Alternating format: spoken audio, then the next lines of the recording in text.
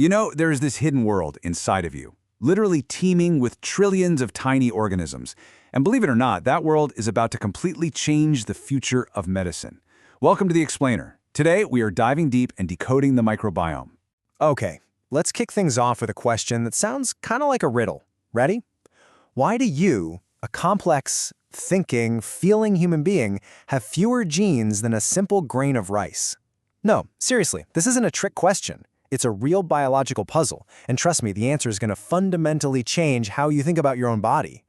So, to solve this thing, we've got to go back in time a bit. Back to one of the biggest, most ambitious scientific projects in all of human history, the incredible quest to map our own genetic code. So, when the Human Genome Project finally wrapped up its work back in 2003, everyone had a pretty simple expectation, right? I mean, we're humans. We must have a massive number of genes to explain how complex we are. But the scientists got a huge surprise. The final count was, well, it was shockingly low. I mean, just look at these numbers. We're sitting at around 20,000 protein-coding genes. Now, that's a bit more than a fruit fly, sure, but it's way fewer than a simple rice plant. So this leads to a pretty unavoidable question, doesn't it? If all our complexity isn't coming from our own genes, then where on earth is it coming from? Well, the answer, as it turns out, isn't just about our genes. Nope, it's about the trillions, and I mean trillions, of organisms living in and on us. It's time for you to meet your microbial cloud. Okay, this single number, it changes everything. The collection of microbes that call your body home, we call that your microbiota.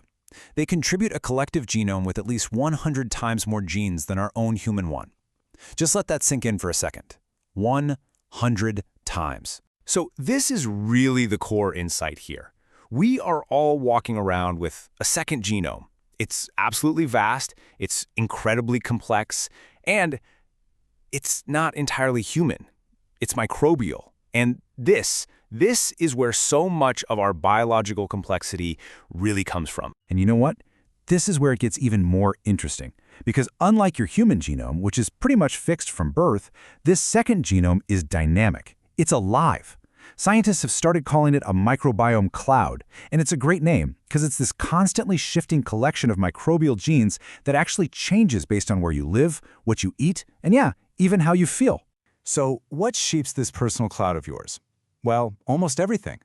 It really starts the moment you're born, and then it gets molded by your age, your diet, any medicines you take like antibiotics, and even your hormones. All these things combine to create a microbial signature that is completely 100% unique to you.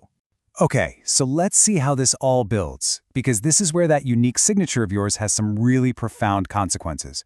We're about to find out what happens when our bugs meet our drugs. Because this unique microbial signature, it has very, very real consequences.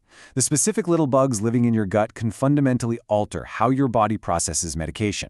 So the big question is, how can a microbe you've probably never even heard of completely change the way your medicine works? It turns out our microbes can interfere with drugs in a few different ways. Take acetaminophen, a super common pain reliever. Some of your gut bacteria can produce a compound that actually competes with it in your liver, and that can potentially increase the risk of liver toxicity. Or how about the heart medication digoxin? There's a specific bacterium that can just switch it off, directly inactivating the drug.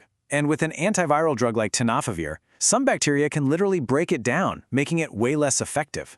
So long story short, your personal microbes can make a drug more toxic, less effective, or, in some cases, completely useless. Let's zoom in on that digoxin example for a second, because it's pretty wild.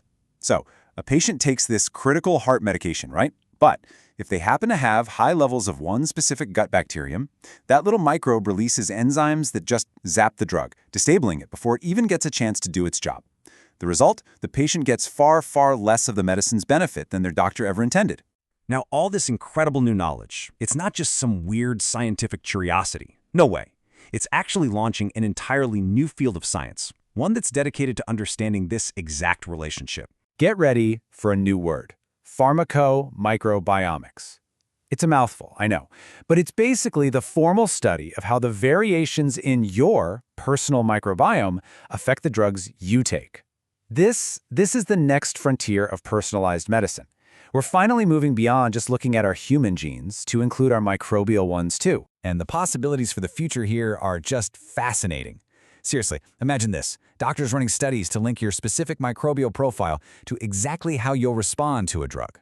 Or maybe prescribing phage cocktails. These are basically good viruses that can selectively remove one single problematic bacterium from your gut. We could even one day screen your microbiome to predict if you'll be resistant to an antibiotic before you even take the first pill. The bottom line here is that microbiome testing could become a totally routine part of medicine. So this all leads to one final pretty revolutionary thought. Given everything we know about the power of our microbial cloud, will your doctor one day analyze your gut and prescribe not a pill, but a specific, tailored blend of bacteria? I know, it might sound like something straight out of science fiction, but believe me, that's exactly where this science is heading.